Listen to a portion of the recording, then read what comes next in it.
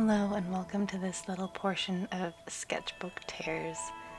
These are all kind of concept sketches of what I wanted to do with this character Lillian. This corset and this staff do eventually end up in the end product, but you can see I have a lot of different ideas going with her, and that was kind of my reference that I went by when I started making everything, but you'll see it shifted a lot along the way. Here's a close-up of the final product, and here's how we got there. So I started making the corset, and I should have used maybe a thicker foam when I was making this. I used a craft foam.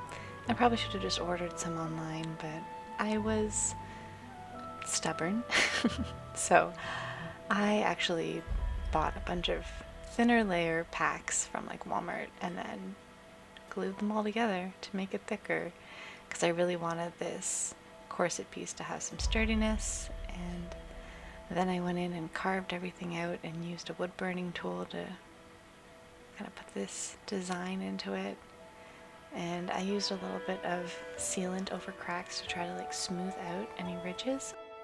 The next thing that I moved on to make was the staff, and I wanted it to be like this branch that kind of turned into a tree at the top and had a glowing orb in it, so to form the base of this tree that was going to erupt from the top of this staff. I drilled a bunch of holes and added some gauged wire, and I covered the base and all the gauged wire in my craft foam. And I used all black for this so that it would just make painting easier. I had some left over from an old project. And then began the task of creating all of these tiny twigs out of craft foam and gauged wire. And I essentially used contact cement on both sides. Wrapped it all around, it adhered to itself, and I was able to make these rather thin branches that would come up and really be able to bend them however I needed them, which was a factor that I wanted to come into play. Originally I was just going to make a branch that I could kind of take off and then I could slip that glowing orb inside, but I decided to just make all of the branches bendable however I felt I needed them to be. And using the contact cement, it's so strong that you can literally just, attach these guys. Bam, once it dries, it smells awful, but it works so well. And you can kind of see how the tree portion is coming together. I just made all these little snaky tubes out of foam to help simulate these roots. This is a very special moment where it really fits in for the first time.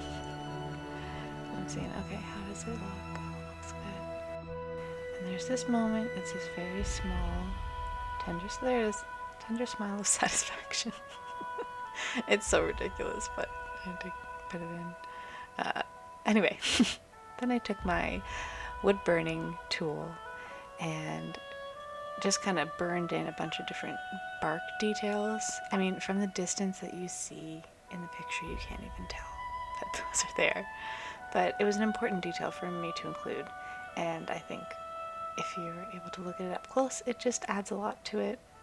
It was a little bit meditative to go through and do, and then just texturizing the base of it as well. I was using a Dremel.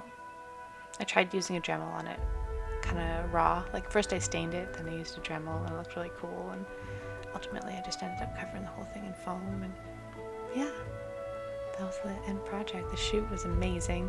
My model is beautiful and just so full of life and wonderful, wonderful person. So here we're kind of jumping into Photoshop and adding just a ton of these Luna moths and making them all kind of glow. We shot kind of at like twilight, so the moon that's there is like actually there. But I really wanted this dark glow, so I kind of pushed it really far and then brought it back a bit. And this is where we ended up with Lillian the Luna Moth Priestess.